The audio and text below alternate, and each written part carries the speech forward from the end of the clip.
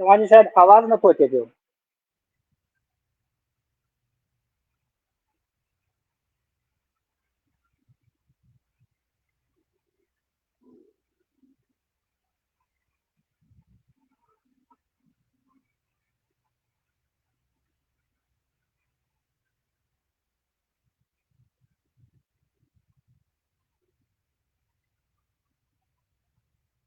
साईं अबू तौला तव्हांजी शायद आवाज़ न पहुंचे पियो।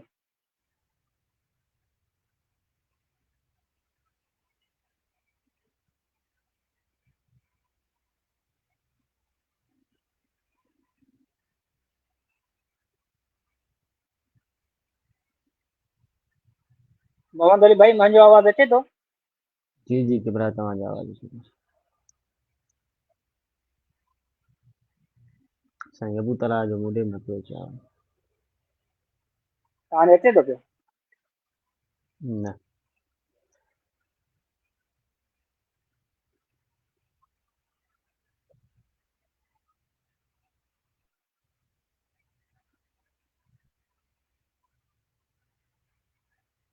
साईं जा चपनि जी मूवमेंट त अचे थी, बाक़ी आवाज़ न।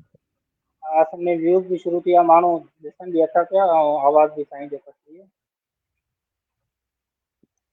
तव्हां सां शुरूआत बिल्कुलु कयो। मां बिस्मिल्लाह। मां शुरू कयां थो पियो। ठीकु आहे। जी। बिस्मिल्लाहिर्रहमानिर्रहीम।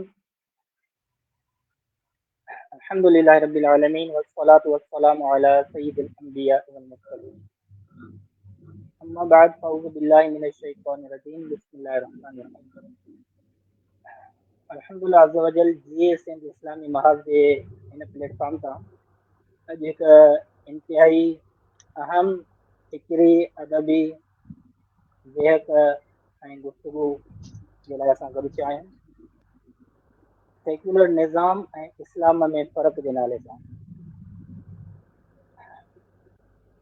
मसइलो इहो आहे त काफ़ी टाइम खां वठी करे सिंध में हिंद जी सेक्युलर अदावत जे नाले सां मुख़्तलिफ़ इवेंट्स ऐं मुख़्तलिफ़ प्रोग्राम्स सेमिनार हुजनि या कॉन्फ्रेंस हुजनि, इहे मुनक़िद करे इस्लाम ऐं सेक्युलरिज़म में मुआफ़िक़त ऐं मुताबिक़त जे तौर ते इहो कमु कयो थो वञे पियो, जंहिंमें हिकु मज़हबी शख़्सियतुनि जे एतबार सां जेको आहे काफ़ी सवालात ऐं तशवीश चऊं, सवाल कयूं, एतिराज़ कयूं ऐं ग़लति फहमियूं चऊं, इहे मौजूदु हुयूं।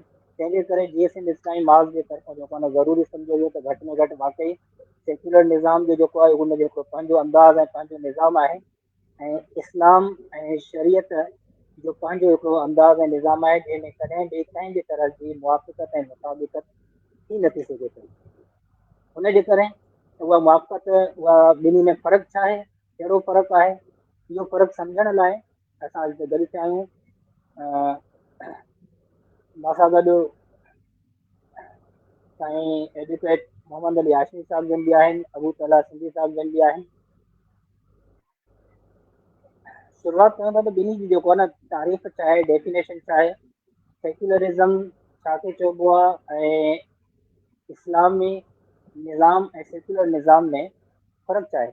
सेक्युलरिज़म जी जेका तारीफ़ आहे, डेफिनेशन आहे, उहा लफ़्ज़ी ऐं लुग़वी माना त इहा ई आहे त सेक्युलर जन लफ़्ज़नि जो इश्तिक़ाक़ मां जुड़ी करे माना ऐं माना बिहे थी पई त दुनिया जे बारे में नज़रियो, दुनिया जे बारे में फ़िक्र, दुनिया जे बारे में तसवुर या दुनिया जे बारे में को ख़्याल, इहा त आहे लफ़्ज़ी माना।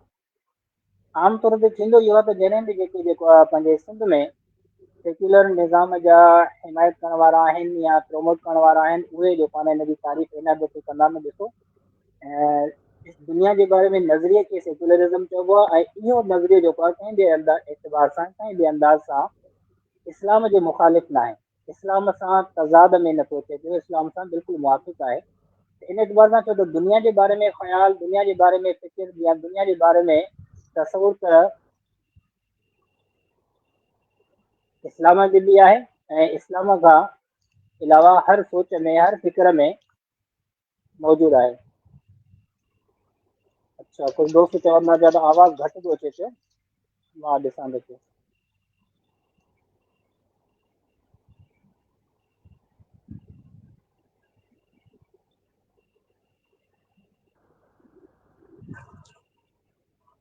जी, दुनिया जे बारे में सोच, दुनिया जे बारे में फ़िक्र ऐं दुनिया जे बारे में नज़रियो जेको आहे, इहो नज़रियो ऐं इहा सोच त चाहे इस्लाम हुजे, चाहे इस्लाम खां अलावा या ॿियो कोई बि जेको आहे न फ़िक्र ऐं नज़रियो हुजे, उन में इहो मौजूदु आहे। तंहिंजे करे कंहिं बि तरह सां सेक्युलरिज़म जेको आहे, उहो इस्लामी निज़ाम जे मुख़ालिफ़ ऐं मुतज़ाद न आहिनि। आमतौर ते इहो जेको आहे न तारीफ़ करे इन अंदाज़ सां सम्झायो वेंदो आहे। मसइलो इहो आहे त लफ़्ज़ी माना त इहा ई आहे त वाक़ई सेक्युलरिज़म जी माना आहे त इस दुनिया जे बारे में नज़रियो ऐं दुनिया जे बारे में फ़िकिर। लेकिन उहो फ़िकिर छा आहे, उहो नज़रियो छा आहे, उहो तसवुरु कहिड़ो आहे जेको दुनिया जे बारे में क़ाइमु कयो थो वञे पियो। असुल ॻाल्हि आहे त उहा आहे इस्तिलाही तारीफ़, उहा आहे जेको आहे न टर्मिनोलॉजी तारीफ़। त वाक़ई उहो नज़रियो, उहा सोच, उहो फ़िकिर ऐं उहो तसवुरु छा अहिड़ो आहे जेको इस्लामी शरीयत जे मिज़ाज सां मुताबिक़त रखी सघे, शरीयत जे मिज़ाज जे मुताबिक़ हुजे ऐं ॿिन्ही में तज़ाद ऐं इख़्तिलाफ़ न हुजे। जेकॾहिं वाक़ई इहा ई फ़िकिर आहे, वाक़ई अहिड़ो ई को तसवुरु आहे जेको इस्लामी मिज़ाज जे मुआफ़िक़ ऐं मुताबिक़ आहे, त पोइ इख़्तिलाफ़ वाक़ई नथो थी सघे। पर जेकॾहिं उहो फ़िकिर ऐं उहो तसवुरु जेको इस दुनिया जे बारे में आहे, उहो जेकॾहिं इस्लाम जे मिज़ाज ऐं इस्लाम जे मंशा जे मुख़ालिफ़ आहे, त पोइ बिल्कुलु बि जेको आहे न पाण में मुताबिक़त ऐं मुआफ़िक़त सेक्युलर निज़ाम ऐं इस्लाम में नथी थी सघे पई। ऐं उहो जेको नज़रियो आहे सेक्युलरिज़म जो, उहो इहो आहे त इंसान जी ज़िंदगी जा ॿ पासा आहिनि। हिकु इंसान जी इनफ़रादी ज़िंदगी आहे ऐं ॿी इंसान जी इज्तिमाही ज़िंदगी आहे। सेक्युलरिज़म जो मतिलबु आहे त इंसान जी जेका इज्तिमाही ज़िंदगी आहे, उन में रियासती उमूर अची वञनि, उन में सियासत अची वञे, उन में मईशत अची वञे, उन में मुआशियात अची वञे, उन में समाजियात अची वञे। इज्तिमाही ज़िंदगी जा तमामु पासा जेके बि पासा आहिनि, उनखे मज़हब खां बिल्कुलु जुदा कयो वञे। मज़हब खां जुदा इज्तिमाही ज़िंदगी खे गुज़ारियो वञे। कहिड़ी बुनियाद ते, कहिड़ियुनि जेको आहे न असबाब ते, उहे जेके बुनियाद जेके सेक्युलरिज़म में आहिनि, उहे त हिकु त इहो त इक्वलिटी ऐं बराबरी हुजणु घुरिजे। बराबरी ऐं उन खां बाद फ्रीडम ऐं आज़ादी। आज़ाद ऐं बराबरी जी हैसियत सां दुनिया जी इज्तिमाही ज़िंदगी में मज़हब खां बिल्कुलु जुदा करे, अलहदा करे जेको आहे न ज़िंदगी गुज़ारी थी वञे, अहिड़े निज़ाम, अहिड़े फ़िक्र, अहिड़े तसवुर खे सेक्युलरिज़म चइबो आहे। हाणे इहो ॾिसिजे त छा वाक़ई इज्तिमाही ज़िंदगी जेका आहे मज़हब खां जुदा करे गुज़ारण जी सोच खे, फ़िक्र खे इस्लामी मिज़ाज ऐं इस्लामी शरई जेको आहे न मिज़ाज जे मुआफ़क़त हासिल आहे या न आहे। ॾिसो, अल्लाह तबारक ताला क़ुरान पाक में इरशाद फरमायो, या अय्युहल्लज़ीना आमनू उदख़ुलू फ़िस्सिल्मि काफ़ह, ए ईमान वारो इस्लाम में पूरा पूरा दाख़िल थी वञे। इस्लाम में पूरा पूरा दाख़िल थी वञे जो मतिलबु इहो आहे त इस्लाम जेको बि पैगाम खणी आयो आहे, उन पैगाम खे तव्हांखे क़बूल करणो आहे। जहिड़ी इस्लाम जेको बि पैगाम ॾिनो आहे, उहो असांखे क़बूल करणो आहे। इहो असांजो जेको आहे न शरीयत जो हुकुम आहे। हिकु ॻाल्हि, ॿी ॻाल्हि इहा त इस्लाम हिकिड़ो मुकमल ज़ाब्ता हयात आहे। इहो सिर्फ़ु हिकिड़ो जेको आहे न जुमिलो न आहे, सिर्फ़ु हिकिड़ो जेको आहे न दावो न आहे, सिर्फ़ु हिकिड़ो मौक़िफ़ न आहे, पर हिकिड़ो मुसलमा उसूल आहे। हिकिड़ी जेको आहे न हक़ीक़त आहे जंहिंजो इनकार करे ई नथो सघिजे पियो। त इस्लाम जेको आहे मुकमल ज़ाब्ता हयात आहे। ॾिसो, क़ुरान पाक में हजतुल विदा जे मौक़े ते अल्लाह तबारक ताला क़ुरान पाक जी आयत नाज़िल फरमाई न, अल-यौम अकमलतु लकुम दीनकुम, अॼोके ॾींहं में दीन तव्हांजे लाइ मुकमल कयो वियो। दीन छा आहे? इंसान जी ज़िंदगी जा तमामु मामलात दीन उन जी रहनुमाई, उन जी तशरीह, उन जी वज़ाहत करे छॾी आहे। जॾहिं ज़िंदगी जे तमामु जेके मामलात आहिनि, मसाइल आहिनि, जेके बि जेको अंदाज़े तरीक़े ज़िंदगी आहे, ज़िंदगी गुज़ारण जो जेको तरीक़ो आहे, जेको अंदाज़ आहे, उन जी रहनुमाई शरीयत करे छॾी आहे। त हाणे असां उन इज्तिमाही ज़िंदगी हुजे या इनफ़रादी ज़िंदगी हुजे, ज़िंदगी जा ॿई पासा, इज्तिमाही ज़िंदगी जे इनफ़रादी ज़िंदगी बि ॿिन्ही पासनि में जॾहिं शरीयत असांजी रहनुमाई कई आहे, उन जा उसूल बयानु कया अथईं, उन जा तौर तरीक़ा बयानु कया अथईं, उन जा क़ानून बयानु कया अथईं, त उन खां बाद असां चऊं त न बा इस्लाम जे मुक़ाबले में सेक्युलरिज़म जेको आहे उनखे क़बूल कयो वञे ऐं उन जे चाहत ऐं उन जी मंशा ऐं उन जी ख़्वाहिश जे मुताबिक़ ज़िंदगी गुज़ारी वञे। जेको इहो शख़्स सोच रखे थो न, इन जो मतिलबु आहे त उन जी सोच में, उन जे फ़िक्र में, उन जी नज़र में तमामु घणी जेको आहे न इस्लाम जी मुखालफ़त बीहे थी पई। छाजे करे मुखालफ़त बीहे थी पई? ॾिसो, इज्तिमाही ज़िंदगी जॾहिं ॾिठी वेंदी भई रियासती उमूर, छो त सेक्युलरिज़म जो वॾे में वॾो दावो इहो आहे त रियासत ऐं मज़हब खे जुदा कयो वञे।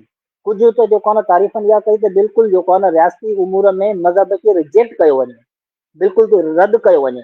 कुझु इहो चयो त भाई सेपरेट कयो वञे, जुदा कयो वञे या रद्द कयो वञे ऐं रिजेक्ट कयो वञे। लेकिन जॾहिं इस्लाम उनजी जेको आहे न क़वानीन ॿुधाए छॾिया, हाणे उनखे जुदा करणु या उनखे रद्द करण जो मतिलबु छा आहे?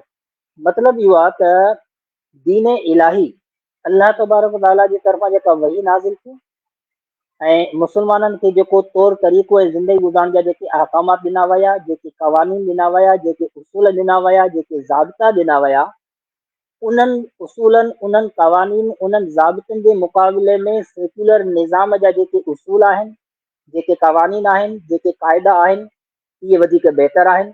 इन्हनि खे तरजीह ॾिजे, इन्हनि ते अमल कजे, इन्हनि जे मुताबिक़ ज़िंदगी गुज़ारण घुरिजे। इहो ई सेक्युलरिज़म जी ख़्वाहिश आहे, मंशा ऐं चाहत आहे। इहो ई सेक्युलरिज़म जे फ़िक्र ऐं तस्वुर जो मक़सदु आहे। त हाणे ख़बर पइजी वई त हिकु पासे जेको आहे न दीन इलाही आहे, हिकु पासे वही इलाही जी तालीमात आहे, त हिकु पासे अहादीस मुबारका फ़रामीन रसूल आहिनि। उनजो पंहिंजो हिकिड़ो जेको आहे न मुकमल ज़ाब्ता हयात ऐं मुकमल ज़िंदगी जा उसूल, तरीक़ा, तौर तरीक़ा सभु कुझु ॿुधाया विया आहिनि। हिकु उहो अंदाज़ ऐं तरीक़ो आहे ज़िंदगी गुज़ारण जो, इज्तिमाही हुजे या इनफ़रादी हुजे। ॿियो तरीक़ो आहे जेको आहे न सेक्युलरिज़म, जेको असांखे ॿुधाए त भाउ इज्तिमाही ज़िंदगी में तव्हां अक़ीदो रखो भले रखो, सॉरी इनफ़रादी ज़िंदगी में तव्हां अक़ीदो रखो भले रखो, तव्हां इबादत कयो भले कयो, तव्हां नमाज़ूं पढ़ो, तव्हां जेको आहे न अख़लाक़ियात खे सुधारियो, अख़लाक़ियात ते अमल कयो, इहो तव्हांजो इनफ़रादी अदद में त थी थो सघे पियो। लेकिन इज्तिमाही ज़िंदगी में इन जो कोई तालुक न हुजणु खपे, छो त इज्तिमाही ज़िंदगी में सेक्युलर जी ख़्वाहिश ऐं मुताबिक़, ख़्वाहिश ऐं मंशा जे मुताबिक़ जेको आहे तव्हांखे गुज़ारणी आहे। त जॾहिं इज्तिमाही ज़िंदगी में रियासती निज़ाम आहे, क्या रियासती निज़ाम शरीयत ऐं दीन असांखे न ॾिनो आहे? यकीनन ॾिनो आहे। हुज़ूर नबी करीम सल्लल्लाहु तआला अलैहि वसल्लम जन जी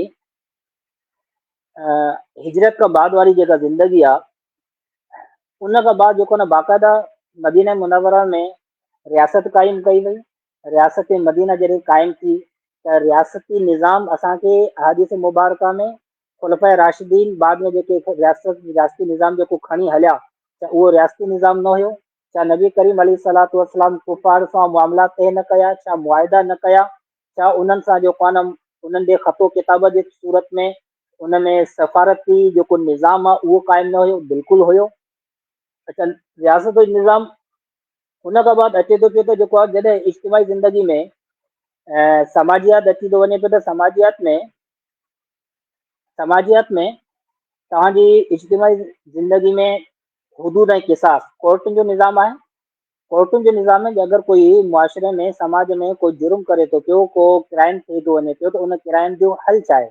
उन जुर्म करण वारे मुजरिम खे सज़ा कंहिं अंदाज़ सां कहिड़ी ॾिनी वञे, इन जो तरीक़ो इस्लाम में हुदूद ऐं क़िसास जी सूरत में मौजूदु आहे।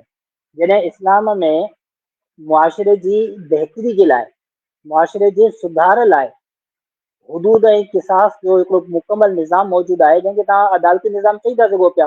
अदालती निज़ाम बि आहे, आइनी निज़ाम जीअं जेको आहे न मदनी ज़िंदगी ऐं हुन खां बाद खुलफ़ाए राशिदीन वारी जेका ज़िंदगी, जेको टाइम पीरियड ऐं दौर हुयो, उहो दौर, इहो जेको आहे इहो आइनी ऐं रियासती निज़ाम उन सूरत में बि आहे।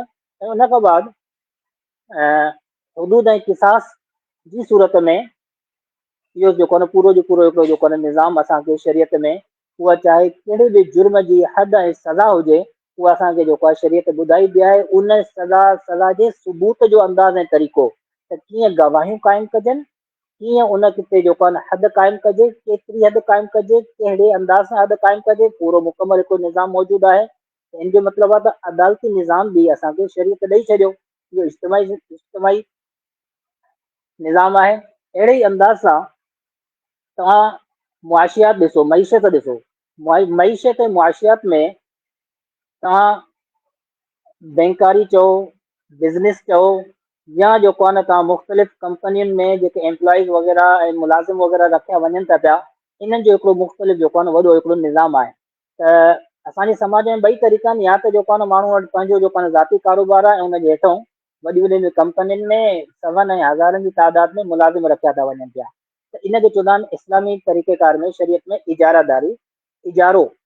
त इजारे जो पूरो जो पूरो जेको आहे हिकिड़ो निज़ाम आहे, सिस्टम मौजूदु आहे त कंहिं बि शख़्स कंहिंखे जॾहिं हिकिड़ो अजीर एम्प्लॉय जे तौर ते रखे थो पियो त उन्हनि जो तरीक़ेकार छा आहे, उनजो निज़ाम छा आहे, उनजा उसूल ऐं क़ाइदा ऐं कानून छा आहिनि, इहे मौजूदु आहिनि।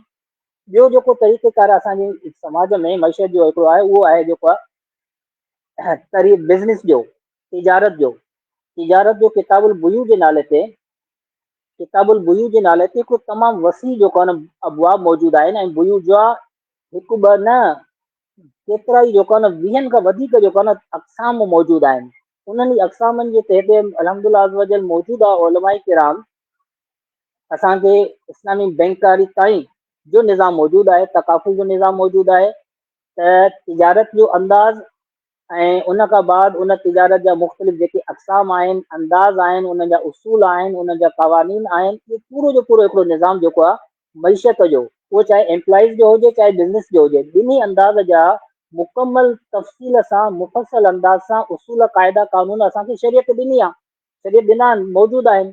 त इन जो मतिलबु थियो त जॾहिं इज्तिमाही ज़िंदगी जे इन पहलू जी बि मुकमल रहनुमाई असांखे शरीयत में मिले थी पई त हाणे असां कहिड़े बेस ते, कहिड़ी बुनियाद ते असां इन खे छॾे करे, शरीयत इन निज़ाम खे छॾे करे असां सेक्युलर जो जेको आहे न सोच आहे उनजे फिक्र खे क़बूल कयो, एक्सेप्ट कयो। थी नथो सघे त हिकु मुस्लमान शख़्स जे लाइ जॾहिं क़ुर जो हुकुम थियो त तव्हां कामिल तरीक़े सां, मुकमल तरीक़े सां इस्लाम में दाख़िल थी वञो, इन जो तक़ाज़ो छा आहे?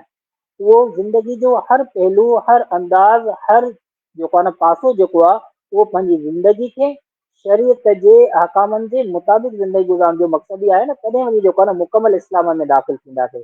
जिथे असां पंहिंजे दिलि ऐं नफ़्स खे वणे असां उते इस्लाम ते अमल कयूं, ऐं जिथे असांजे नफ़्स ते इस्लाम जा क़ाइदा ऐं कानून ऐं उसूल घरां गुज़रनि ऐं ॾुखिया लॻनि, असांखे न वणनि या असांखे तकलीफ़ पहुचे, असां चओ उते असां सेक्युलर निज़ाम इख़्तियार कयूं था पिया, त इहो सिधो खां ईअं चइजे कुझु अहकामत खे क़बूल करणु, कुझु अहकामत खे रद्द करणु आहे, जेको जेको आहे क़ुर पाक में इनजी शदीद जेको आहे न सिर्फ़ु मज़मत बयानु कई वई आहे बल्कि वईद बयानु कई वई आहे त हिकु मुस्लमान हुजण जी हैसियत सां कंहिं बि अंदाज़ सां असांखे इनजी इजाज़त नथी मिले पई त असां शरीयत जे अहकामनि खे छॾी करे सेक्युलर ऐं मग़रिबी ऐं इन अंदाज़ जेके अहकामात आहिनि, जेके उसूल ऐं कानून आहिनि, उन्हनि ते अमल कजे। चवण जो मक़सदु इहो त इज्तिमाही ज़िंदगी हुजे या इनफ़रादी ज़िंदगी हुजे, हर तरह जी ज़िंदगी जे पासे जी रहनुमाई ऐं उसूल ऐं क़ाइदा ऐं कानून असांखे शरीयत ॾिना आहिनि। जॾहिं असांखे शरीयत इन्हनि जा हर कानून उसूल ॾिना आहिनि त पोइ असांखे कहिड़ी ज़रूरत आहे त असां जेको आहे न सेक्युलरिज़म जी तरफ़ वञूं। तंहिंजे करे इहो चवनि त सेक्युलर ऐं मज़हब, सेक्युलर ऐं इस्लाम में मुखालिफ़त न आहे, तज़ाद न आहे, इहो हिकिड़ो तमामु वॾो ईअं चइजे त धोखो आहे या हिकिड़ो फ्रॉड आहे या हिकिड़ी जेको आहे न ला इल्मी ऐं ना वाक़िफ़ी आहे, छो त शरीयत जो पंहिंजो हिकिड़ो अंदाज़ आहे, पंहिंजो मिज़ाज आहे, उन ते ई जेको आहे न अमल करण जो हुकुम ॾिनो वियो आहे। ऐं हिकु मुस्लमान जे लाइ इहो मुमकिन आहे त उन मिज़ाज खे, उन अंदाज़ खे छॾे करे असां ॿिए पासे वञूं। ॿी ॻाल्हि मां हिते कंदो वेंदुमि त सेक्युलरिज़म जो जॾहिं जेको आहे न असां तर्जुमो कंदा आहियूं न लादीनियत ते बि माण्हुनि खे काफ़ी कावड़ लॻंदी आहे त भाई सेक्युलरिज़म जो मतिलबु लादीनियत न आहे। सेक्युलरिज़म जो मतिलबु आहे दुनिया जे बारे में सोच या दुनिया जे बारे में नज़रियो। असां हुनखे लादीनियत हिनजे एतबार सां चवंदा आहियूं, ॾिसो दुनिया जे बारे में जॾहिं तव्हां नज़रियो क़ाइमु कयो त भाई इनफ़रादी ज़िंदगी पंहिंजी आहे थी, लेकिन इज्तिमाही ज़िंदगी खे मज़हब खां जुदा कयो वञे। जॾहिं त इस्लाम जो तक़ाज़ो ऐं मिज़ाज इहो आहे त इज्तिमाही ज़िंदगी हुजे या इनफ़रादी ज़िंदगी हुजे, हर ज़िंदगी जे पासे खे तव्हां मज़हबी अहकामनि ऐं तशरीहात ऐं तालीमात जे मुताबिक़ तव्हांखे गुज़ारणी आहे। त इन जो मतिलबु आहे त जेको आहे न जेको सेक्युलरिज़म आहे उहो इनफ़रादी ज़िंदगी, इज्तिमाही ज़िंदगी खे असांखे मज़हब खां जुदा करे थो त असांखे इस्लाम जी मुखालिफ़त थो करे पियो, इस्लाम खे इज्तिमाही ज़िंदगी मां कढी करे उछलणु थो चाहे पियो। त इहा लादीनियत न आहे त छा इहो इस्लाम जे मुआफ़िक़ मुताबिक़ आहे, छा इहो इस्लाम जो मिज़ाज ऐं तरीक़ो आहे? यकीनन न, इहो मिज़ाज इस्लाम जो न आहे बल्कि इहो सेक्युलरिज़म जो मिज़ाज आहे जेको दीन जी मुखालिफ़त आहे, दीन जी मुतज़ाद आहे। तंहिंजे करे असां इन जो तर्जुमो कंदा आहियूं त इहो सेक्युलरिज़म जेको आहे इहो फ़क़ति दुनिया जे बारे में नज़रियो चई करे जान छॾाइण न आहे, बल्कि इहा सिधी सही इस्लाम जी मुखालफ़त आहे। तंहिंजे करे इन जो मतिलबु जेको नतीजो निकिरे थो उहो नतीजो निकिरे थो ला दीनियत जो। असल मक़सदु इहो ई त जेको आहे सेक्युलरिज़म जो मफ़हूम सम्झाइणो आहे ऐं इस्लाम जो मफ़हूम सम्झाइणो आहे, इस्लाम जी शरीयत जे अहकाम जो मफ़हूम सम्झाइणो आहे। लिहाज़ा ॿिन्ही में शुरू खां वठी करे आख़िर ताईं हर एतबार सां तज़ादी तज़ाद आहे, इख़्तिलाफ़ी इख़्तिलाफ़ आहे, कंहिं बि एतबार सां, कंहिं बि लिहाज़ सां, कंहिं बि पासे सां ॿिन्हिनि मिज़ाज, ॿिन्हिनि सोचुनि में, ॿिन्हिनि नज़रियनि में इत्तेफ़ाक़ थी नथो सघे पियो। जेकॾहिं केरु इन जे बारे में को जॾहिं दावा ॾींदो न सबूत ऐं दलीलूं ॾींदो त उन्हनि दलीलुनि खे बि परखींदासीं। असांजे लाइ फ़िलहालु जेको आहे न इहो क़ुर पाक जी हदीस मुबारक जी शरीयत मुतहरा जी तफ़सीली दलाइल मौजूदु आहिनि, जंहिंमें जेको आहे ॿिन्हिनि जी ज़िंदगी जो अंदाज़ तरीक़ो मुख़्तलिफ़ आहे। तंहिंजे करे असां चऊं था पिया त सेक्युलरिज़म जेको आहे उहो लादीनियत आहे ऐं इस्लाम जे बिल्कुलु मुखालिफ़ आहे। कंहिं बि एतबार सां, कंहिं बि जेब सां या मुआफ़िक़ ऐं मुताबिक़ थी नथी सघे पई। असां सां गॾु जेको आहे पंहिंजा ॿिया दोस्त आहिनि, मोहम्मद अली भाईजन। मोहम्मद अली भाईजन बि अॼोके हिन में जेको आहे न बाक़ाइदा शामिल हुया ऐं हिननि जो बि जेको आहे न कुझु सम्झाणी जे तौर ते लेक्चर वग़ैरह ऐं स्पीच वग़ैरह रखियल हुई। मां दावत ॾींदुमि साईं मोहम्मद अली भाई खे। साईं मोहम्मद अली भाई, तव्हां अगरि पंहिंजो कैमरा ऑन कयो ऐं तव्हां सेक्युलरिज़म जे बारे में कुझु पंहिंजा जेको आहे न मल्फ़ूज़ात इरशाद फरमायो त ज़रूरु। बिस्मिल्लाहिर्रहमानिर्रहीम। सभिनी खां तव्हांजी पहिरियां कैमरा दिलि ऑन, कैमरा साईं साईं तव्हांजी ऑफ कैमरा, आहे। हा कैमरा खे ऑन कंदुसि पोइ जेको आहे थोरी तकलीफ़ थींदी, छो जो साम्हूं कुझु पेजिस पिया आहिनि, उहे कुझु किताब पिया अच्छा आहिनि, उहे अच्छा, तव्हांखे ॾेखारियां त इन में चलो बुनियादी ठीकु तौर आहे, ते ठीकु थैंक यू। सो सभिनी खां पहिरियों त तव्हांजी तकरीर स्पीच ॿुधीसीं।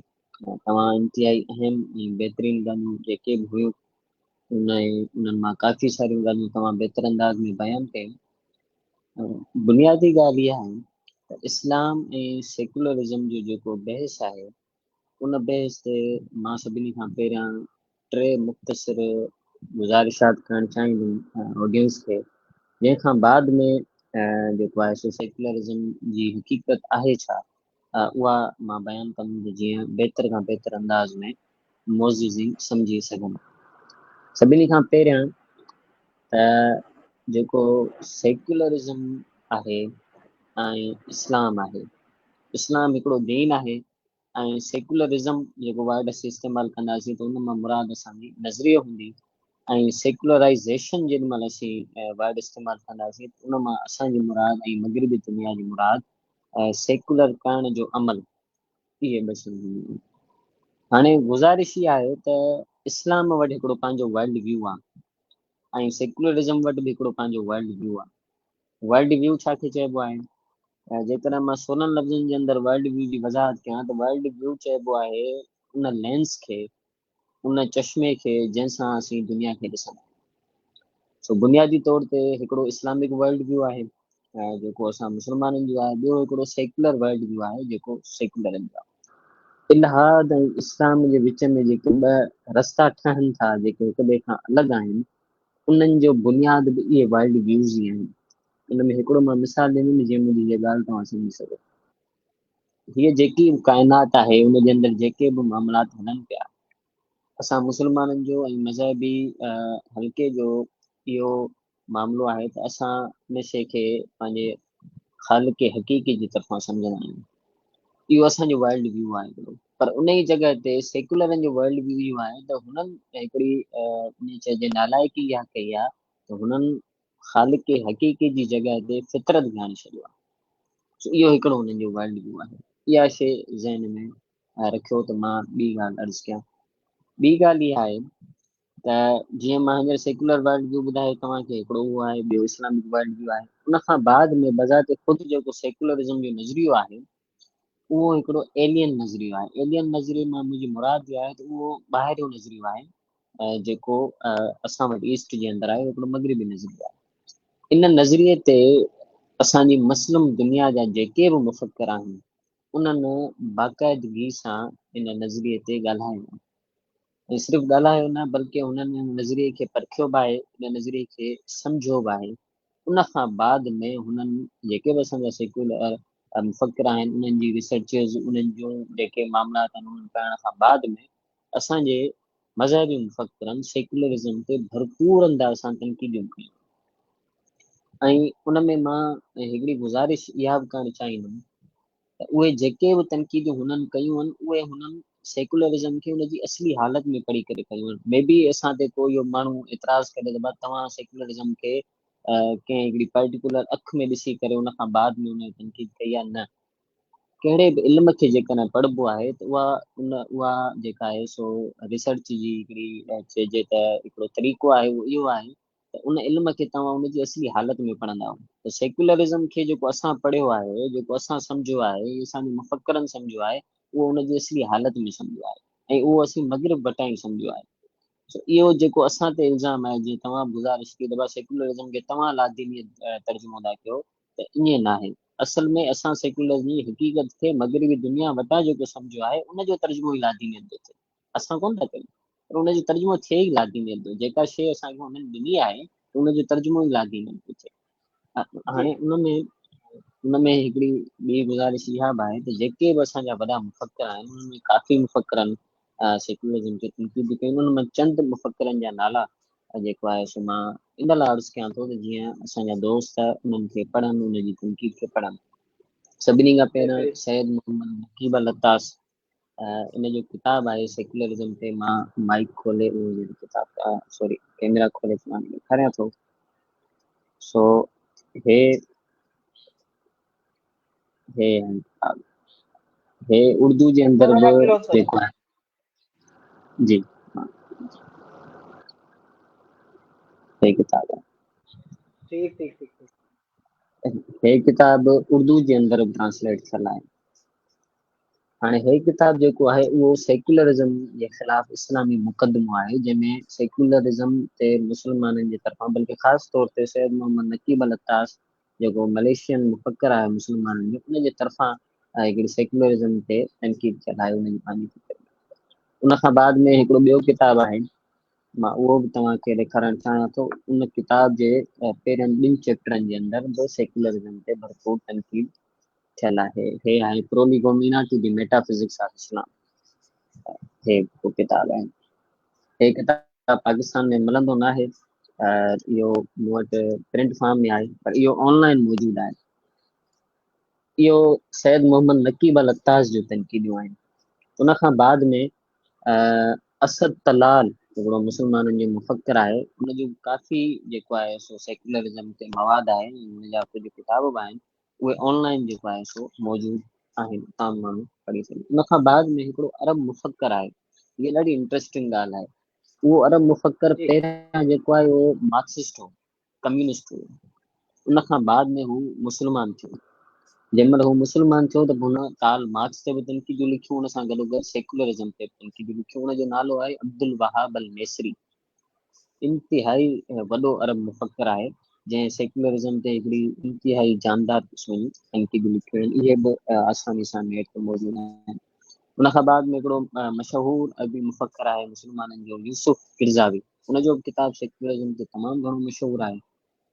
उन खां बाद में मूं वटि हिकिड़ो ॿियो किताबु आहे जेको मां तव्हांखे ॾेखारियां थो, जेको मूं वटि फॉर्म में आहे हैंड जी सूरत जे अंदरि। हे आहे सेक्युलरिज़म ते हे बुक। हे जेको किताबु आहे सेक्युलरिज़म ते, हे किताबु तक़रीबन 900 पेजिस जो आहे। ऐं हिन किताब जे अंदरि जीअं तव्हां गुफ़्तगू कई सेक्युलरिज़म जे हर हिकु पहलू ते, जेको असांजो ख़िलाफ़त जो निज़ाम आहे या ॿिया जेके निज़ाम आहिनि उन्हनि खे कहिड़े तरीक़े सां सेक्युलरिज़म उन्हनि जो इनकार थो करे, असांजे तालीमी निज़ाम जे अंदरि कीअं अचे थो, ऐं सेक्युलरिज़म कहिड़े नौयत सां कहिड़े प्रोसेस तहत लादीनियत फैलाए थो, सॼो हिन किताब जे अंदरि हुन तफ़सीली तौर ते हिकिड़ी थीसिस लिखी आहे पंहिंजी अल मदीना यूनिवर्सिटी जे अंदरि। हिन मुसनिफ़ जो नालो आहे सफ़र बिन अब्दुल्ला सफ़र हवादी जे नाले सां मशहूरु आहे। उन खां बाद में तव्हांखे तमामु घणा रिसर्च पेपर्स मिलंदा आलम मंसूर साहब जा। उहो बि हिकिड़ो इंतिहाई बहितरीनु मुफ़क्किर आहे, जो सेक्युलरिज़म ते तमामु बहितरीनु तनक़ीदियूं लिखियूं आहिनि। हाणे इहे थियूं मुख़्तलिफ़ जॻहियुनि जूं तनक़ीदियूं। सिर्फ़ु ईअं न आहे जो पाकिस्तान जे अंदरि असांजे कंहिं मुफ़किर सेक्युलरिज़म ते जानदार तनक़ीद न आहे कई। असांजे पाकिस्तान जे अंदरि डॉक्टर तारिक जान हिकिड़ी जानदार किताब बि लिखी आहे सेक्युलरिज़म ते। उन खां अलावा हे मां किताब तव्हांखे ॾेखारियां, Pakistan between Islam and secularism, doctor Tariq Jan जी। हिन किताब जी क्वालिटी इहा आहे जो हिन किताब जे अंदरि हुन मुख़्तलिफ़ माण्हुनि खे गॾु विहारियो हो, जंहिंमें सेक्युलरिज़म जा मोतबर माण्हू जंहिंमें असमा जहांगीर, इर्तिज़ाज़ हसन, उनमें असां मज़हबी धड़े जा कुझु मोतबर माण्हू, उन्हनि सभिनी खे विहारे करे हिकिड़े मौज़ू ते सभिनी खां आर्टिकल लिखाए ऐं उहे सभु आर्टिकल हिन गॾु कया आहिनि त जीअं अच्छा सिर्फ़ु आर्टिकल न लिखिजा आहिनि, उन में आर्टिकल लिखण खां बाद में उन्हनि सभिनी खे उन मौज़ू ते टेबल टॉक बि कराई वई। उन टेबल टॉक खे बि हिन में लिखियो वियो आहे, त उन मां तव्हां अंदाज़ो लॻाईंदव त सेक्युलरिज़म जो जेको माना ई मफ़हूम आहे उहो हिन महिल ताईं पाकिस्तानी सेक्युलर मुफ़किर तय न आहिनि करे सघिया। सो हू एतिरा मुझल आहिनि ऐं तव्हां हिनखे जंहिं महिल किताब खे पढ़ंदव तव्हां हैरान थी वेंदव त सेक्युलरिज़म जा जेके दावेदार आहिनि, जंहिंखे असां वॾा पढ़ियल लिखियल ऐं मोतबर सम्झंदा आहियूं, उहे हिन महिल ताईं सेक्युलरिज़म जो ख़ासो मक़सदु मुतयन न आहिनि करे सघिया। सभिनी जूं पंहिंजूं ॻाल्हियूं आहिनि। असां वटि हिकिड़ी कहावत आहे न, जेको घरां काविड़जे थो उहो फलां कमु थो करे। सो सेक्युलरिज़म जो बि जेको मामिलो आहे उहो ईअं आहे जो जेको सेक्युलर मुफ़क़िर घरां काविड़जे थो उहो सेक्युलरिज़म जी हिकिड़ी नई ऐं अजीबो ग़रीब क़िस्म जी माना मुतयन करे समाज में ईंदो थो, पोइ समाज परेशान आहे त हाणे कहिड़ी माना खे मञूं। सो इन जे लाइ मां बार बार इहा ॻाल्हि कंदो आहियां त सेक्युलरिज़म समाज में तज़ाद आहे। सेक्युलरिज़म जो मक़सदु ई समाज खे बेज़ार करणु, समाज में तज़ाद पैदा करणु, समाज में मोज़ारा पैदा करणु। सो हे जेको आहे इहे चंद गुज़ारिशूं। उन खां बाद में आख़िरी जेका मेन शइ थी अचे उहा इहा थी अचे त उन्हनि सभिनी ॻाल्हियुनि खां बाद में हाणे इहो तय केरु कंदो त सेक्युलरिज़म जी माना आहे छा, सेक्युलरिज़म आहे जी छा, सेक्युलरिज़म मां माना मुराद आहे छा, इहो तय केरु कंदो। हक़ीक़त इहा आहे इहो तय उनखे ई करणु घुरिजे जंहिं इहा टर्म इंट्रोड्यूस कराई आहे। इहो तय जी उनखे ई बिल्कुलु करणु खपे जंहिंजा इहा टर्म ॾिनल आहिनि। सो ऐं उनजो ई हक़ बि उनजो ई आहे। सो जेकॾहिं इस्लामी का टर्मिनोलॉजी आहे त उनखे असां ॿुधाईंदासीं न त उनजी माना मफ़हूम छा आहे। त जेकी सेक्युलर टर्मिनोलॉजी आहे उनजी माना उहो ॿुधाए जंहिं इहा टर्मिनोलॉजी ॾिनी आहे। सो बुनियादी जेका गुज़ारिश आहे उहा इहा आहे त सेक्युलरिज़म जी जेका माना आहे, जेको जेकी टर्म आहे उहा ॾिनी जॉर्ज होलियोक 1851 जे अंदरि। जॉर्ज होलियोक 1851 जे अंदरि हुन सेक्युलरिज़म जी टर्म ॾिनी ऐं हुन हिकिड़ो पूरो किताबु लिखियो। उन किताब जो नालो आहे इंग्लिश सेक्युलरिज़म। उन किताब जे अंदरि जेको हुनजो चैप्टर आहे the third stage of free thought, उन जे अंदरि हुन सेक्युलरिज़म जी माना इंतिहाई नफ़ीस लफ़्ज़नि में बयानु कई आहे। ऐं असां बि घणो परे नथा वञणु चाहियूं छो जो वाली वारिस उहो आहे हिन टर्म ॾाढो। सो उनजी माना जेका हुन बयानु कई आहे मां उहा पढ़ी ॿुधायां थो, पोइ ऑडियंस जी फ़ैसिलो ज़रूरु करे ऐं दोस्त फ़ैसिलो कनि त छा इहो लाज़िमत न आहे। हुन जी जेका टर्मिनोलॉजी माने ॾिना उहा आहे त सेक्युलरिज़म नालो आहे ज़ाब्ते जो, जंहिंजो तालुक़ु दुनिया सां मुतलिक़ फ़राइज़नि सां हुजे थो, जंहिंजी गायत ख़ालिस इंसानी आहे ऐं ही बुनियादी तौरु उन्हनि अफ़रादनि जे लाइ आहे। हाणे जुमिला तव्हां नोट कजो, जेके इलाहियात खे नामुकम्मल, नाकाफ़ी या नाक़ाबिल एतबार या नाक़ाबिल यकीन सम्झनि था। सो इलाहियात जो जेको आहे त मज़हब ई आहे। सो सेक्युलरिज़म आहे ई उन्हनि लाइ जेके मज़हब खे या त नामुकम्मल था सम्झनि या मज़हब खे नाकाफ़ी था सम्झनि या नाक़ाबिल एतबार था सम्झनि या नाक़ाबिल यकीन था सम्झनि। त कहिड़ा माण्हू? उहे ई माण्हू जेके मज़हब खे जी मुख़ालिफ़त था कनि ऐं जेके मुल्हिद आहिनि, जेके इलाज जी तरफ़ विया आहिनि, जेके तशकीक जे अंदरि विया आहिनि।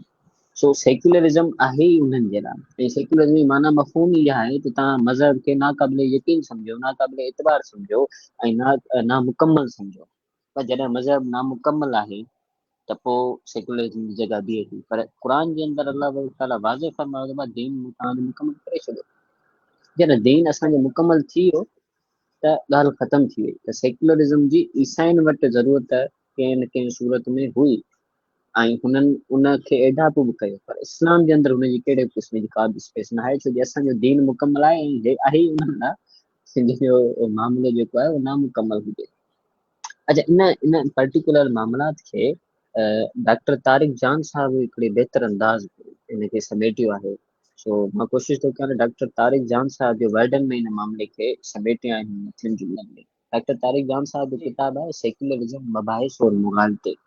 उन जे अंदरि जी जी हुन जेको आहे इन्हनि वर्डनि जी माना जेका लिखी आहे या इन्हनि वर्डनि मां जेको मुनाफ़िस कयो एक्सप्लेनेशन, डॉक्टर साहब फरमाईंदा त खुली करे चई सघिजे थो त सेक्युलरिज़म हल लिहाज़ा हिकु ज़ात आहे, हयात आहे, जंहिंजो मज़हब जंहिंखे मज़हब जे मुतबादिल चई सघिजे थो। सेक्युलरिज़म जेको आहे उहो हिकिड़ो, जीअं मां वर्ल्ड व्यू जी ॻाल्हि कई, हिकिड़ो हुनजो पूरो वर्ल्ड व्यू आहे। इस्लाम जो हिकिड़ो अलहदा वर्ल्ड व्यू आहे। जेकॾहिं तव्हां इस्लाम जे वर्ल्ड व्यू ते आहियो, मुस्लमान आहियो, त तव्हां हुनखे फॉलो वठंदो हुनजो ऐं हुनखे फॉलो कंदो। पर जेकॾहिं तव्हां हिकिड़ो मुतबादिल वर्ल्ड व्यू जी तरफ़ वञो था, हिकिड़े ॿिए वर्ल्ड व्यू जी तरफ़ वञो था, जंहिंखे असीं सेक्युलर वर्ल्ड व्यू चवंदा आहियूं, त उनजे अंदरि त तव्हां इस्लाम खां त पोइ परे निकिरी वञो। पोइ तव्हां हिकिड़े सेक्युलर ज़ाब्ताए हयात जे अंदरि हूंदो, हिकिड़े अहिड़े मामले जे अंदरि हूंदो जेको बज़ाते ख़ुदि इस्लाम जे मुखालिफ़ आहे, हुनजे मुतबादिल आहे, हुनजे उनखां इलाहिदा आहे। अच्छा, इन खां बाद में चलिए सिर्फ़ु ठीक इहा है तो। ॻाल्हि एसिताईं जी जी जी, इन खां इहा सिर्फ़ु ॻाल्हि हिते ख़तमु नथी थिए। मां हींअर जेके तव्हांखे रेफरेंस ॾियण वारो आहियां हुन जे अंदरि त हिकिड़ो वाज़े मुक़दमो पेश थो थी वञे असांजो मज़हबी हल्के जो। पीटर ग्लेसनर हिकिड़ो सुठो रिसर्चर आहे, उनजी किताबु आहे the sociology of secularization, secularization जी सोशोलॉजी। हुन जे अंदरि हुन सेक्युलरिज़म जी जेका माना लिखी आहे, हुनजो मफ़हूम लिखियो आहे, उहो पीटर साहब जे नज़दीक सेक्युलरिज़म जो मां जुमला बि पढ़ी तव्हांखे ॿुधायां। सेक्युलरिज़म जो इंतिहाई मक़सूद मज़हब जो ज़वाल आहे। पीटर अच्छा साहब पाण लिखंदा आहिनि सेक्युलरिज़म जो इंतिहाई जेको मक़सूद आहे, जेको सेक्युलरिज़म जो माना माना जो दिल ऐं जान जी कोशिशि आहे, नतीजो उहा जेको आहे त निकिरे थो। मज़हब हाँ, जी बिल्कुलु। सो उनजो नतीजो जेको आहे उहो इहो आहे मज़हब जो ज़वाल। हाणे जंहिं शइ जो नतीजो ई मज़हब जो ज़वाल हुजे त उहो मज़हब जे ख़िलाफ़ छो न हूंदो। सो इहे जेके ॻाल्हियूं असांखे हिते सिंधी समाज में ॿुधायूं वेंदियूं आहिनि त सेक्युलरिज़म जा टे मक़सद आहिनि। नंबर पहिरियों मज़हब ऐं रियासत खे अलहदा करणु, नंबर ॿियो आज़ादी, नंबर टियों बराबरि। इहे सभु फ्रॉड आहिनि। इनखे तव्हां सुठो जेकॾहिं हिकिड़ी इज़तदार टर्मिनोलॉजी जो, त इज़तदार टर्मिनोलॉजी इन फ्रॉड लाइ इहा ई आहे त सेक्युलर फरेब। इहो हिकिड़ो सेक्युलर फरेब आहे जेको असांखे ॾिनो वेंदी आहे। अच्छा, सिर्फ़ु हिते न, उन खां बाद में हिकिड़ो ॿियो मुफ़क्कर आहे, उन त हद ई करे छॾी आहे। ऐं उन हिकिड़ो माना जीअं चइजे बहितर खां बहितर मामिलो सेक्युलरिज़म जे बारे में सम्झाइण जी कोशिशि कई आहे। उनजो नालो आहे ड्यूक डब्ल्यू हेलन। अच्छा, उन पंहिंजनि कुझु साथी मुफ़क्करनि सां गॾिजी करे हिकिड़ो किताबु लिखियो, कुझु दोस्त मुफ़क्कर पाण में ॻाल्हाए करे। उन किताब जो नालो आहे the non religious understanding of secular people and society. उन किताब जे अंदरि उन सेक्युलरिज़म जी हिकिड़ी तफ़सीली माना लिखी आहे। ऐं मां सम्झां थो त हिते हद जी थी वञे।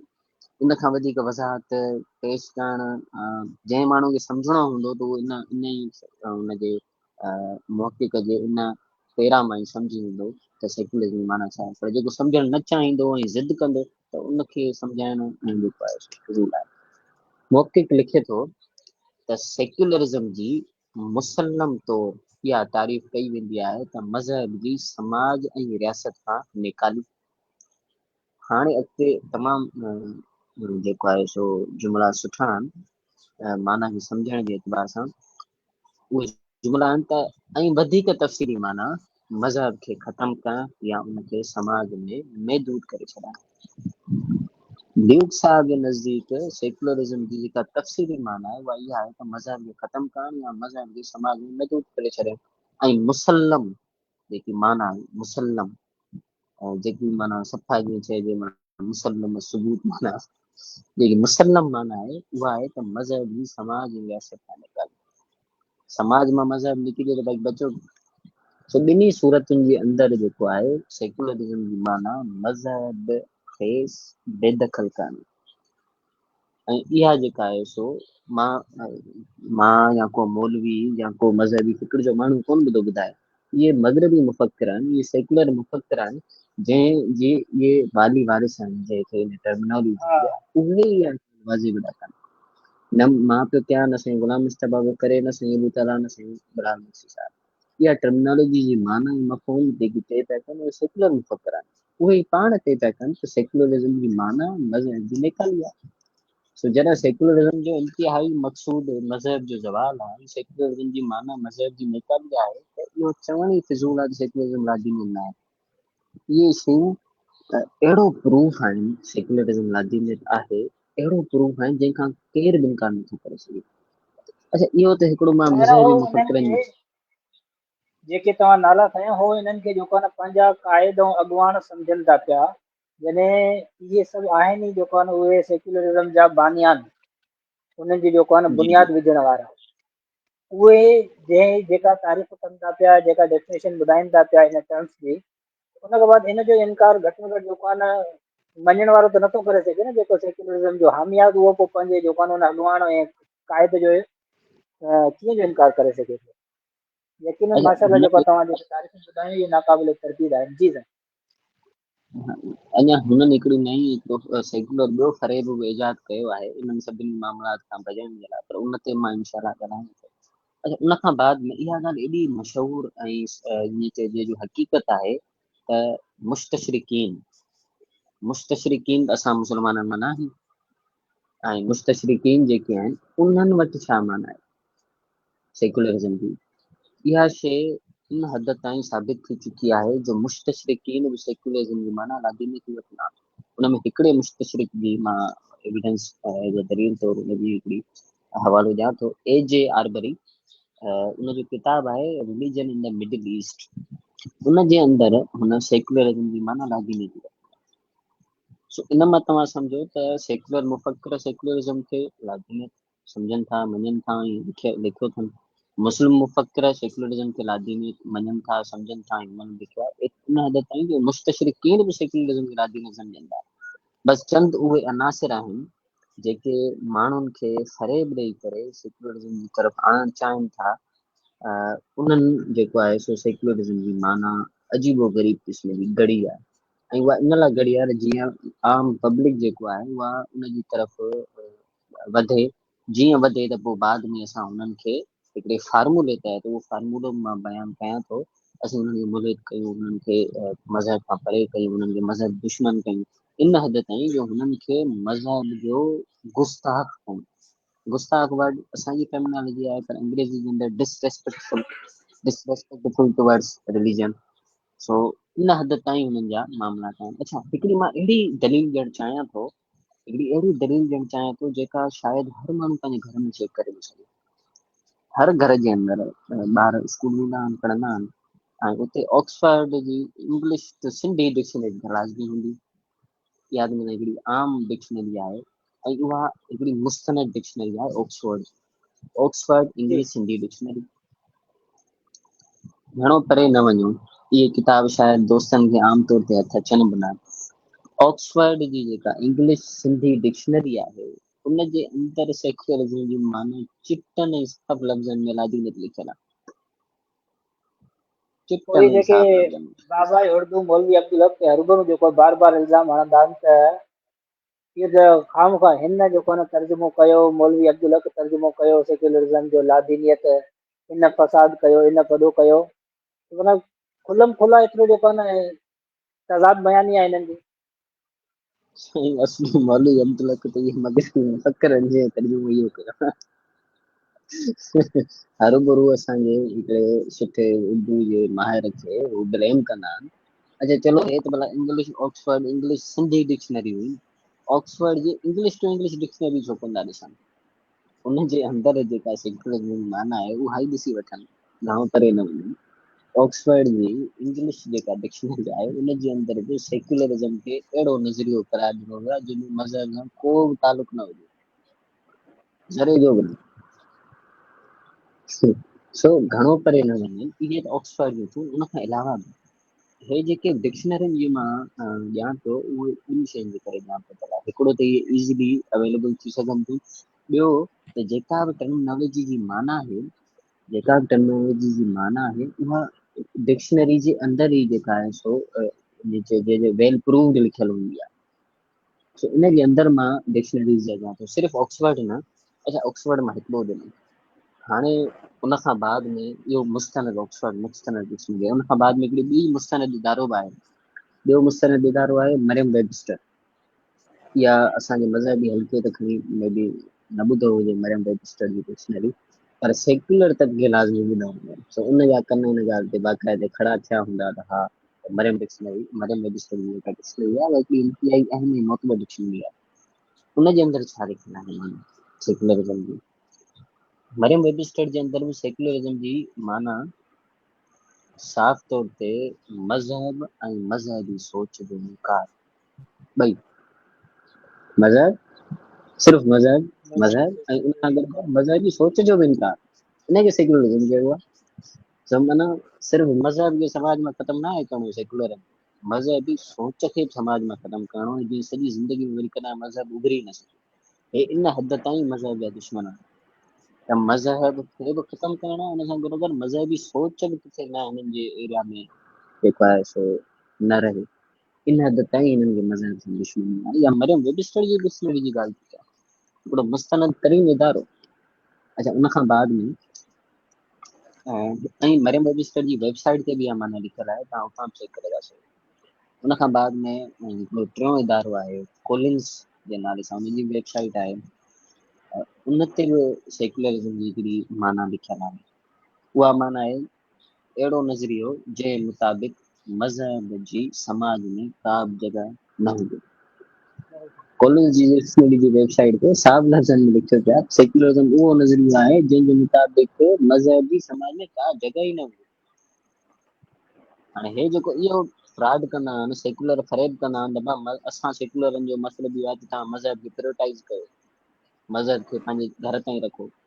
न इहो हिननि जी सेक्युलर फ़रेब आहे असली जेका आहे उहा हिननि जो माना मफ़हूम इहो आहे त हिननि जे मुताबिक़ मज़हब जी समाज में का जॻह ई न हुजे न प्राइवेट न पब्लिक इहो बि हिननि जो हिकिड़ो सेक्युलर फ़रेब आहे ॾींदा हिन लाइ आहिनि जीअं हू आम पब्लिक खे हे सभु शयूं लिकाए वेठा आहिनि इहे भरपूर कोशिशि कई अथनि त हे लिकी वञनि पर हक़ ऐं सदाकत कॾहिं लिकंदी न आहे हुननि जी भरपूर कोशिशि आहे इहे शयूं आवाम ताईं न अचनि पर आवाम ताईं अचनि थियूं आवाम पढ़े पई आवाम सम्झे पई आवाम तनक़ीद बि करे पई आवाम मुखालिफ़त बि करे पई इहे जेके माना मफ़हूम आहिनि इहे हिकिड़े जेको आहे सो मां कुझु शयूं बयानु कयूं जेके सेक्युलरिज़म थियूं उन खां बाद में हिकिड़ो मां हिकिड़ी शइ ॿी बि रेफर कंदुमि दोस्तनि खे त हिकिड़ो जेको आहे असांजो जो इन चइजे जो पाकिस्तान जो हिकिड़ो रिसर्चर आहे मोहम्मद इम्तियाज़ ज़फ़र साहब उन जो हिकिड़ो आर्टिकल लिखियलु आहे can Pakistan be secular state उहो आर्टिकल सॼो सुठो आर्टिकल आहे बहितर आहे पर उन आर्टिकल जे अंदरि हुन हिकिड़ो चैप्टर लिखियो आहे व्हाट इज़ सेक्युलरिज़म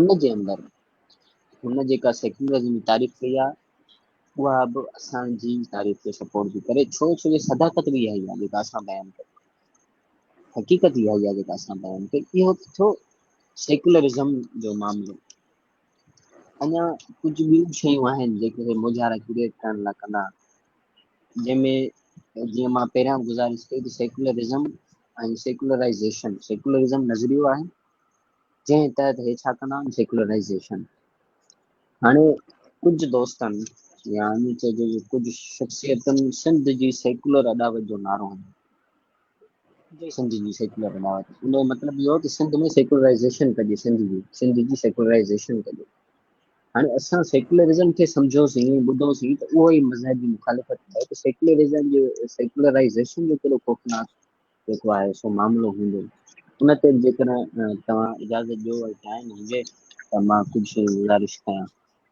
जी बिल्कुलु वठो टाइम हाणे इख़्तिसार करे वठो 5-7 मिंटनि जे अंदरि इहो कमु जी बुनियादी तौर ते सेक्युलराइज़ेशन जेका आहे उनजी जेका माना आहे जेको मफ़हूम आहे उहो Oxford advance learners dictionary of current English Oxford press उन जे अंदरि लिखियलु आहे त सेक्युलराइज़ेशन जी माना कंहिं शइ तां मज़हब जे असर या ताक़त खे ख़तमु करण जो अमल मतिलबु जॾहिं सिंध जी सेक्युलराइज़ेशन थींदी त पोइ ऑक्सफर्ड डिक्शनरी जे मुताबिक़ सिंध मां मज़हब जे असर खे बि ख़तमु कयो वेंदो मज़हब जी ताक़त खे बि ख़तमु कयो वेंदो इहा आहे हुनजी फस्ट स्टेज उन खां बाद में सेकंड स्टेज जेका आहे उहा मां हिकिड़ी ॿी डिक्शनरी मां तव्हांखे अर्ज़ु कयां, Macmillan English dictionary of advance learners international student education 2002। उनजे अंदरि साफ़ तौर ते हिननि लिखियो आहे त कंहिं शइ खे मज़हब जे हथां इस्तेमालु थियण खां करे हुनखे घटि मज़हबी करे छॾनि। इहे हुन जूं फर्स्ट स्टेजिस आहिनि सेकुलराइज़ेशन। जीअं हू चवंदा आहिनि, ऐं उन फर्स्ट स्टेज हिननि जी कहिड़ी आहे त मज़हब ऐं रियासत खे अलॻि करे छॾियो। हाणे जेको मज़हब ऐं रियासत खे अलॻि करिणो आहे त हुनजो मतिलबु इहो आहे त उन समाज मां मज़हब जे असर खे ख़तमु करिणो आहे। इहा हुनजी फर्स्ट स्टेज आहे। सेकंड स्टेज हुननि जी जेका आहे उहा जेकी मां तव्हांखे ॿुधाई, उन खां बाद में जेको इंतिहाई मक़सूद आहे उहो आहे त मज़हब जो मुकमल ख़ात्मो समाज में, जेको असांजे लूक साहब बुनियादी तौर ते बयानु कयो। अच्छा, इंसाइक्लोपीडिया ब्रिटानिका वॾो इंसाइक्लोपीडिया आहे ऐं उहो मोतबर तरीन इंसाइक्लोपीडिया आहे दुनिया जे अंदरि। इंसाइक्लोपीडिया ब्रिटानिका जे अंदरि सेक्युलराइज़ेशन जी माना आहे। अच्छा, उहा ॾाढी माना जीअं चइजे वाज़े आहे, वाज़े माना आहे। सेक्युलराइज़ेशन छा आहे? ब्रिटानिका जी इंसाइक्लोपीडिया जे अंदरि लिखियल आहे मुनज़म तरीक़े इहो माना सेक्युलराइज़ेशन इहो मुनज़म तरीक़े सां मज़हबी इदारनि, इहे शयूं नोट कयोसीं, मज़हबी इदारनि अक़ीदनि ऐं रस्मुनि खे चैलेंज करे थो। माना पहिरीं शइ में हू छा थो करे, मज़हबी इदारनि खे अक़ीदनि खे रस्मुनि खे चैलेंज थो करे। उन खां बाद में छा थो करे, ऐं उन्हनि जे बदिरां अक़ल ऐं साइंस ते ॿधल क़दरनि खे आणे थो। मतिलबु समाज मां मज़हबी क़दरनि खे खणी उनजी जॻह ते पंहिंजा सेकुलर क़दर ॼणा ऐं उन्हनि क़दरनि जे बलबूते में ते जेको समाज में हिन में मूंखे जेको न इहो तवजो ॾियारींदो वञा, जेको हिननि जो लफ़्ज़ आहे न त मुनज़म अंदाज़ ऐं तरीक़े सां, इहो हिकिड़ो तमामु घणी जेको आहे न जी क़ाबिल तवजो आहे। त मुनज़म अंदाज़ सां छा आहे, मतिलबु इहो त इनफ़रादी तौर ते जंहिंखे वणे उहो कमु करे ईअं न आहे, बल्कि बाक़ाइदा तंज़ीमी तौर ते, तहरीकी तौर ते माण्हुनि जे इज्तिमाही तौर ते मिली करे मनसूबा ठाहे करे प्लानिंग करे उन खां बाद जेको आहे इन कम खे अहदाफ़ ऐं टारगेट ठाहे करे पोइ हिनखे अचीव करिणो आहे। मुनज़म अंदाज़ सां हिकु वॾी जेको आहे न ईअं चओ त हिकु क़ाबिल तवजो ऐं तशवीशनाक वाली जेको आहे न हिन सेकुलराइज़ेशन जी जेका डेफिनेशन हिन कंदा पिया, मुतनबे ऐं मुतवजे बिल्कुलु करण सही। वारा माण्हू आहिनि। हाणे बिल्कुलु बिल्कुलु बिल्कुलु ईअं ई आहे। अच्छा, उन में जेकॾहिं अञा तव्हांजे वॾनि खे सवलो बयानु कजे त जेको असांजो क्लेम हूंदो आहे त मां जेके मुख़्तलिफ़ NGOs आहिनि या मुख़्तलिफ़ ॿिया धड़ा आहिनि जेके सेकुलरिज़म खे प्रोपेगेट था कनि पूरी सिंध जे अंदरि या पूरे पाकिस्तान में या पूरे वर्ल्ड में, उन्हनि सभिनी खे हिकिड़े ई मर्कज़ वटां फंडिंग ईंदी आहे, हिकिड़े ई मर्कज़ वटां पॉलिसी ईंदी आहे उन्हनि ऐं हिकिड़े ई मर्कज़ वटां उन्हनि जी पॉलिसी ठहंदी आहे ऐं उन ई पॉलिसी तहत हू समाज खे सेकुलराइज़ेशन में प्रोपेगेट कंदा। सो इहो जेको असांजी हमेशह खां दावा रही आहे त फॉरन एलियन जेको आहे सो तंज़ीमूं जेके असांजे समाज जो हिसो न आहिनि, जेके असांजे समाज खां इलहदा आहिनि, सिंधी समाज खां इलहदा माण्हू अची करे सिंध में असांजी सेकुलरिज़म सेखारींदा आहिनि ऐं सिंधी समाज खां इलहदा माण्हू, सिंध जे सकाफ़त खां इलहदा माण्हू सिंध जी सकाफ़त जे अंदरि सेकुलरिज़म खे बार बार ठूसींदा आहिनि। बाबा सेकुलरिज़म सिंध में बाबा सिंध जी हिकिड़ी पंहिंजी सकाफ़त आहे जेकी तमामु पुराणी ऐं तारीख़ी आहे, तव्हां उनखे वठो, पर उनखे छॾे उनजे अंदरि सेकुलरिज़म खे बार बार इंजेक्ट कयो वेंदो आहे। इहो हिकिड़ो जीअं तव्हां हिन ॻाल्हि खे नोट कयो तमामु बहितरीनु या हिन जी ॻाल्हि तव्हां नोट कई। अच्छा, उन खां बाद में हाणे मां थोरो इख़्तिसार जी तरफ़ अचां त सेकुलर करण जो मतिलबु छा आहे। अगरि फॉर एग्ज़ाम्पल मोहम्मद अली अब्बासी खे कंहिं माण्हू सेकुलर करे छॾियो, हाणे उनजो मतिलबु हूंदो छा?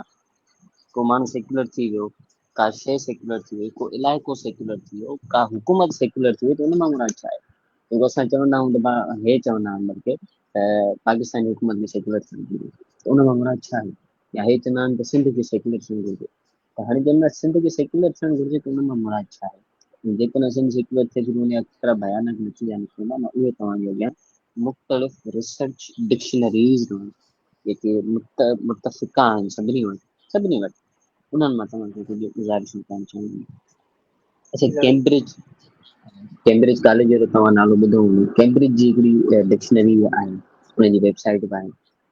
कैम्ब्रिज जी वेब ते जेका सेकुलर करण जे जेका माना लिखियल आहे उहा आहे, जॾहिं का शइ सेकुलराइज़ थिए थी त उन मां मज़हबी असर ताक़त या कंट्रोल ख़तमु कयो वेंदो आहे। पर जेकॾहिं मोहम्मद अली इंसान सेकुलर थो थिए त सभिनी खां पहिरियां मूं मां मज़हबी असर ख़तमु कयो वेंदो, मां गैर मज़हबी थी वेंदुमि, मां ला मज़हबी थी वेंदुमि, मां ला दीन थी वेंदुमि। उन खां बाद में जेको मूं ते मज़हबी कंट्रोल या हुननि जे नज़दीक हू सम्झंदा आहिनि जेको मज़हब माण्हुनि खे आङुरियुनि ते नचाईंदो आहे माज़अल्ला, या हुननि जी पंहिंजी हिकिड़ी फ़िक्र आहे, सो इहा बि हुननि जी ग़लति फ़िक्र आहे।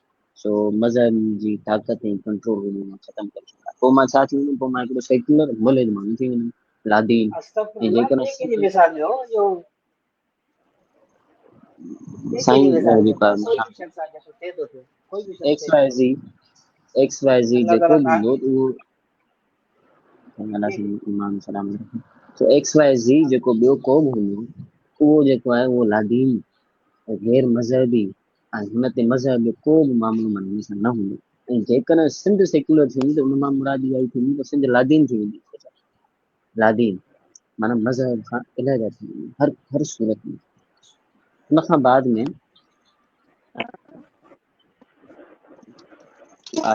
डिक्शनरी आहे मरियम वेबिस्टर, उन जे अंदरि सेक्युलराइज़ेशन जी माना आहे त सेक्युलरिज़म जे रंग में रंगजी वञणु।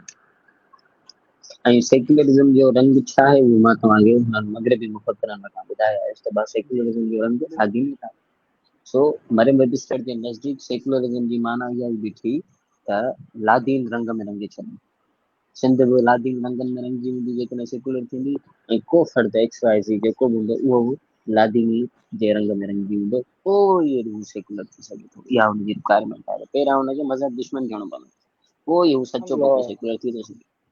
सो इहा केॾी खबासत आहे, केतिरो गंद आहे। उन खां बाद में ऑक्सफर्ड लर्नर्स डिक्शनरी जी वेबसाइट ते इहा ई माना लिखियलु आहे त का बि शइ जेका मज़हब जे कंट्रोल ऐं असर खां आज़ादु थी, हे जेको आज़ादी घुरनि था न, त इहा आज़ादी हू था घुरनि इख़लाक़ियात में।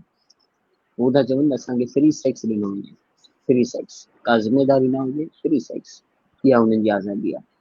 सो हे इहा आज़ादी घुरंदा आहिनि। ऐं हिननि जी बराबरि इहा आहे जो जेको हिकिड़े मर्द खे फ्री सेक्स थो मिले, हिकिड़ी औरत खे फ्री सेक्स मिलणु घुरिजे, इहा हुननि जी बराबरी जो कॉन्सेप्ट। सो हुननि जी आज़ादी जिनसी बराबरी बेराबरी सेक्युलर बिल्कुलु ई आहे, बिल्कुलु ई आहे। उन खां बाद में जेकी ब्रिटानिका जी वेबसाइट आहे, एनसाइक्लोपीडिया ब्रिटानिका, उन ते बि जेको आहे सो माना जेका लिखियलु आहे उन जी माना जेका आहे उहा हिकिड़ी जामी माना आहे। उनखे तव्हां नोट करियो। कंहिं शइ मां मज़हब खे कढी छॾणु, कंहिं शइ खे सेक्युलराइज़ करण जो मतिलबु छा आहे, उन शइ मां मज़हब खे कढी छॾणु।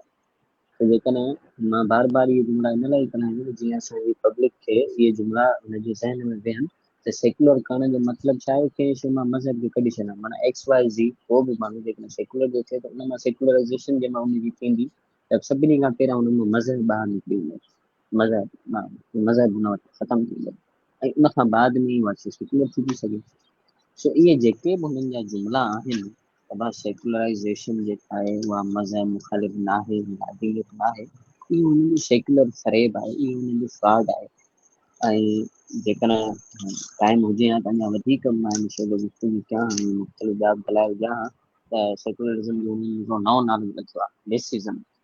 रेसिज़म जी माना हिन इहा रखी आहे त सभु खां जीअं चइजे न, माना सभु खां मुतशद्दिद क़िस्म जो मुल्क जेको हुजे, गारील मुल्क जेको खाली जे मज़हब जे मुखालिफ़ थिए, उहो रेसिस्ट आहे ऐं उहो रेसिज़म आहे। इहो सेक्युलरिज़म जो नओं नालो रखियो अथनि। त नओं नाला रखण सां कुझु बि कोन थींदा आहिनि। जेका हक़ीक़त आहे उहा हक़ीक़त ई रहंदी। सेक्युलरिज़म लादीनियती आहे। सेक्युलरिज़म जो इंतिहाई मक़सदु जेको आहे उहो मज़हब जो ज़वाल आहे। इन जे लाइ असांजा मज़हबी मुफ़क्किर असां ऐं सिंधी समाज सेक्युलरिज़म जी मुखालिफ़त में आहियूं त हू सिंध मां मज़हब खे निकाली ॾियणु थो चाहे, ऐं असां सिंध खे बाबुल इस्लाम सम्झूं था ऐं हमेशह बाबुल इस्लाम ई रहंदो सिंध। उन जे लाइ असांजी कोशिशूं जीअं सिंध इस्लामी महाल जी कोशिशूं जारी ऐं सारी रहंदी। थैंक यू सिलसिला वेरी मच। रिसर्च अकेडमी जी तरफ़ां भी कोशिशूं इंशाअल्लाह बहुत जारी रहंदी। माशाअल्लाह तमामु बहितरीन अंदाज़ सां तव्हां सेक्युलर ऐं सेक्युलरिज़ाइज़ेशन जी तारीफ़ हवालनि सां मुहक़क़ीन रिसर्चर जे कुतुब जी तारीफ़ तारुफ़ ऐं उन्हनि जे रिफ़ाना इक़्तिबास पेश कयो। साईं प्रोफेसर बिलावल बख्शी साहब, ख़ुशि आहियो। साईं जज़ाकल्ला फॉर हैविंग मी, उस्ताद साहब ऐं एडवोकेट मोहम्मद अली अब्बासी साहब। माशाअल्लाह साईं, इलाही दलाइल जा अंबार ऐं ॻणण में बि न पिया अचनि त साईं माशाअल्लाह एतिरा रेफरेंसिस ॾेई रहिया हुया। सो ॾाढी ख़ुशी थी माशाअल्लाह। ऐं इस्लामाइज़ेशन ऐं सेकुलराइज़ेशन खे बाक़ाइदा साईं जन बयानु कयो आहे ऐं जेका हिन जी लिटरली मीनिंग आहे, जेका लुगत में आहे या हिन जी टर्म्स आहिनि मुख़्तलिफ़ बुक्स में, उन्हनि खे साईं इलाही एक्सप्लेन कयो आहे। हिकिड़ो सवाल शायदि हिकु तव्हां वधाईंदो हलां, जी हिकिड़ो सवाल तव्हां वधायां। हिकिड़ो सुवाल आहिनि, शायदि जेकॾहिं तव्हां इजाज़त ॾियो त इनशाला कंदासीं। सवाल बि कयो, जवाब बि ॾेई छॾियो पाण। अच्छा अच्छा, न जवाबु इनशाला तव्हां ॾींदो, तव्हां माशाल्लाह हिन फील्ड में एक्सपर्ट बि आहियो। असां वटि असल में जीअं साईं ॿुधायो न, मुख़्तलिफ़ हरबा ऐं फ़रेब आहे, त जीअं इंसान इस्लामाइज़ेशन खां दीन खां परे थी वञनि, पोइ हिकिड़ो हरबो इहो ॿुधायो वेंदो आहे त बाबा असांखे मुलनि वारो दीन न खपे, असांखे दीन खपे त सूफ़ियनि जो दीन खपे। माना हिते बि दीन खे फ़र्क़ जे तौर ते बयानु कयो वियो आहे त सूफ़ियनि जो दीन अलॻि आहे ऐं मुलनि माना उलमा कराम जो दीन अलॻि आहे। हालांकि जेके बि असांजा सूफ़िया कराम आहिनि, उन मां हिकु अक्सर जेको आहे उलमा कराम बि रहिया आहिनि ऐं असांजा उलमा कराम, उन्हनि जो बि हिकु वॾो रोल आहे ऐं अॼु बि उन्हनि जो रोल आहे। पर माण्हुनि खे गुमराह करण लाइ ऐं फ़रेब में विझण लाइ असांजा कुझु माण्हू अहिड़ियूं साज़िशूं नौजवाननि में फैलाए रहिया आहिनि। ऐं हिकिड़ी ॿी ॻाल्हि बि कंदो हलां त असां वटि के माण्हू चवनि था त यार ॾिसो त सही, जिथे जिथे सेकुलरिज़म आहे ऐं जिते इस्लामाइज़ेशन आहे, स्टेट में को दीन कोन्हे, को रिलीजन आहे, उहे माण्हू कामयाबु आहिनि, उहे एडवांस्ड आहिनि। बाक़ी जिते दीन आहे त उन्हनि जा हाल तव्हांजे साम्हूं आहिनि।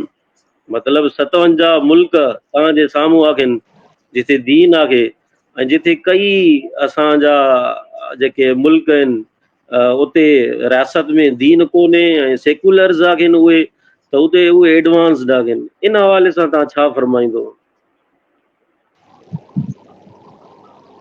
देखो साईं पहिरीं जेकॾहिं ॻाल्हि त इहा इजाज़त ॾियो त त जी दा मोहम्मद अली भाई ज़रूरु।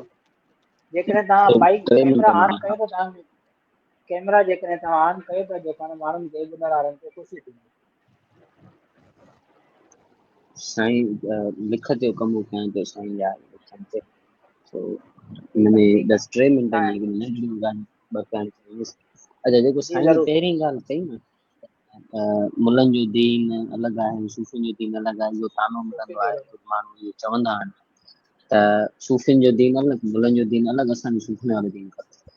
हक़ीक़त में इन्हनि जे इन जुमिले खे जेकॾहिं ॾिसजे त उन जुमिले खे अंग्रेज़ी जे अंदरि हिकु टर्मिनोलॉजी इस्तेमालु थींदी आहे उन जुमिले जी वज़ाहत जे लाइ, स्ट्रोमैन फैलेसी। स्ट्रोमैन फैलेसी चइबो आहे उन कूड़ खे, उन हरामपाईअ खे जेका तव्हां अॻे माण्हूअ जी वात में ज़ोरी विझो।